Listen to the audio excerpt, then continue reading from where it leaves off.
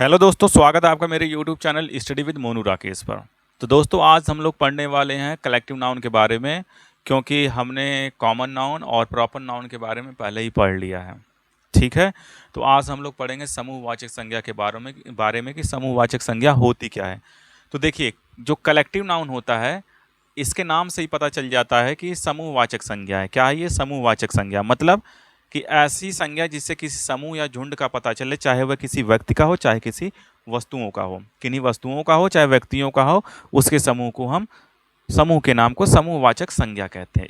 ठीक, अब जैसे मान लीजिए क्लास लिखा है, तो क्लास जो होता है किसका समूह होता है? स्टूडेंट्स का समूह होता है। Group of students is called class. ठीक है, छात्रों के समूह को क्लास कहते हैं।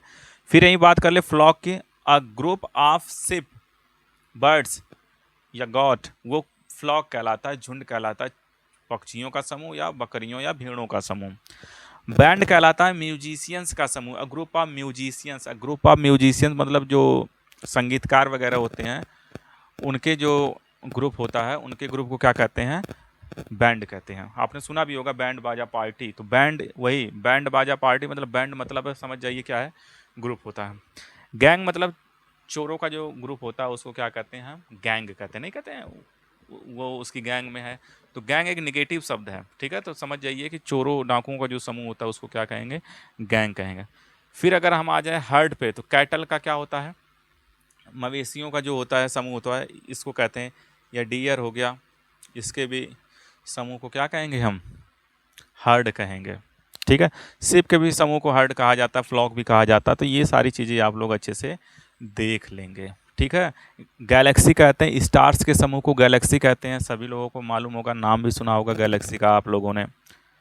ठीक, फिर इसके बाद बहुत से क्या नाम है ये कलेक्टिव नाउन्स हैं और उन्हें याद करने की ज़रूरत है। अब मैं यहाँ पे सारे कलेक्टिव नाउन्स नहीं लिख पाऊँगा, तो मैं उसकी एक क्या कर दूँगा, वीडियो में आप लोगों को एक अलग से एक पीडीएफ पूरे कलेक्टिव नाउन का पूरा यहाँ पे आप लोगों को सामने दे दूंगा। उसे आप लोग क्या करेंगे, पढ़ लेंगे अच्छे से, पॉज करके उसे देख लेंगे और पढ़ लेंगे उसे। अब देखिए यहाँ पे कलेक्टिव नाउन जो है, कुछ कलेक्टिव नाउन क्या होते हैं, प्रॉपर नाउन में भी आ जाते हैं। जैसे मान लीजिए यहाँ पे अगर मैं आर्मी की बात करूँ, सोल्जर्स, जो सोल्जर्स का ग्रुप होता है उसको आर्मी कहते हैं। अगर यहीं पे मैं कहूँ कि द इंडियन आर्मी, ठीक है, अब यहाँ पे प्रॉपर नाउन हो गया, क्योंकि ये जो आर्मी तो है लेकिन विशेष आर्मी, किसकी आर्मी है? भारतीय आर्मी की बात कर रहे हैं, भारतीय सेना की बात कर रहे हैं। तो यहाँ पे ये हो गया विशेष हो गया। ठीक है, इसलिए ये हो गया हमारा प्रॉपर नाउन, भी इसको हम कह सकते हैं। तो समझ गए होंगे आप लोग कि जो कलेक्टिव नाउन है वो क्या कह सकते हैं इसे। हाँ, एक चीज़ और बता दूं मैं, ये तो हो गया प्रॉपर नाउन हो गया, ठीक है, कलेक्टिव नाउन ये सारे हो गए। एक चीज़ और बता दूं मैं, उसे क्या कहते हैं, ये सारी चीज़ें जो मैं बताने जा रहा हूँ इसे मैं जब नंबर और जेंडर पढ़ाऊंगा तो उसमें वो सारी चीज़ें बता दूंगा। तो एक छोटी सी चीज़ जान लीजिए कि ये जो कलेक्टिव नाउन है ये न्यूटर जेंडर में होता है। किस में होता है? न्यूटर जेंडर में होता है। भले ही वो किसी जीवित व्यक्तियों का, जानवरों का समूह हो, भले ही हो, लेकिन उसे हम किस में रखते हैं? न्यूटर जेंडर में रखते हैं। कलेक्टिव नाउन को हमेशा हम किस में रखते हैं? न्यूटर जेंडर में रखते हैं। आपने सुना होगा कमेटी, कमेटी का नाम सुना होगा, ठीक है, ये भी हमारा क्या है? हमारा कलेक्टिव नाउन हो। तो दोस्तों मुझे उम्मीद है कि आप लोगों को ये सारी चीज़ें बहुत अच्छे से समझ में आई होंगी। कलेक्टिव नाउन के बारे में बहुत ज़्यादा था नहीं, बस इतना जानना है, क्योंकि थोड़ा थोड़ा मैं ये चाहता हूँ कि सबसे पहले आप लोगों का बेसिक अच्छे से तैयार हो, क्योंकि जब तक बेसिक नहीं तैयार होगा तो आप लोग अच्छे से और चीज़ों को नहीं जान पाएंगे।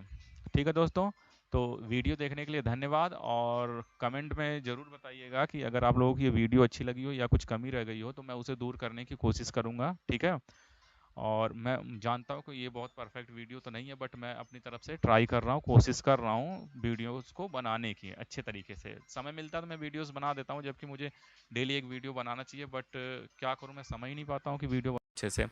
तो आप लोगों से बस यही गुजारिश है कि वीडियो आप लोग देखते रहिए और कमेंट में बता दीजिए, ख़राब लगे तो भी बताइए, अच्छी लगे तो भी बताइए।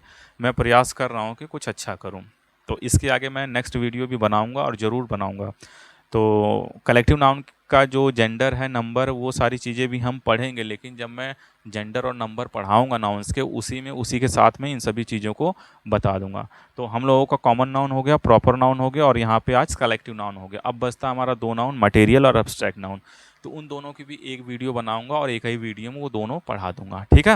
एब्स्ट्रैक्ट नाउन और क्या कहते हैं उसे, मटेरियल नाउन, उन दोनों को एक ही वीडियो में पढ़ा करके ये सारे ख़त्म करके फिर उसके बाद हम लोग आएंगे नंबर और जेंडर में, क्योंकि वही इंपॉर्टेंट होता है। कॉमन ईरर में वहीं से सवाल पूछे जाते हैं, क्योंकि कभी कभी हमें क्या पता होता है, जो चीज़ें कभी कभी क्या होता है कि हमें कुछ चीज़ें पता नहीं होती हैं कि सिंगुलर कहाँ यूज करना है, कहाँ पे वर्ब को प्लूरल रखना है, कहाँ सिंगुलर करना है।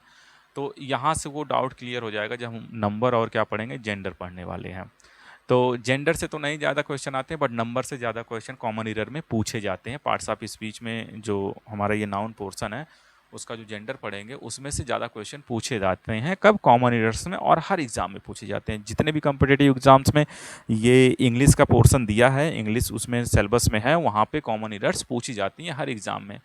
ऐसा क्यों होता है? क्योंकि ये बेसिक चीज़ें हैं। अगर हमें बेसिक चीज़ें ही नहीं आएंगी तो हम एडवांस चीज़ें कहाँ से सीख पाएंगे? इसलिए हमें क्या करना है, हमें ट्राई करना है कि ये सारी चीज़ें हम अच्छे से सीख पाएँ और पढ़ पाएँ। और देखिए, मेरे पास बहुत ज़्यादा साधन सुविधाएँ नहीं हैं। जो भी मेरे पास साधन सुविधाएँ हैं, मोबाइल है, ये माइक है और मार्कर बोर्ड, इन्हीं की सहायता से मैं आप लोगों को जितना हो सकता है उतना पढ़ाऊँगा, वो भी फ्री ऑफ कॉस्ट पढ़ाऊँगा, ठीक है? क्योंकि मुझे अपना भी देखना होता है, कुछ मेरी भी थोड़ी बहुत पढ़ाई होती है, घर का काम है और भी स्कूल में पढ़ाना, ये सारी चीज़ें हैं। तो मेरे पास बहुत ज़्यादा संसाधन नहीं, बहुत ज़्यादा समय नहीं, बट उसके बावजूद मुझे जो भी समय मिलता है, मैं यहाँ पे आकर के आप लोगों को समय दूँगा। 1, 2, 3 जितने भी दिन में मुझे समय मिलेगा, 2 से 3 दिन, 4 दिन, हफ्ते, जब भी समय मिलेगा मैं यहाँ पे वीडियो डाल करके अपलोड कर दिया करूँगा, ठीक है? उससे क्या होगा, क्या पता किसी एक का भला हो जाए। मैं कहता हूँ 10 लोगों ने देखा, 10 में से किसी एक को समझ में आया तो भाई उतना बहुत है।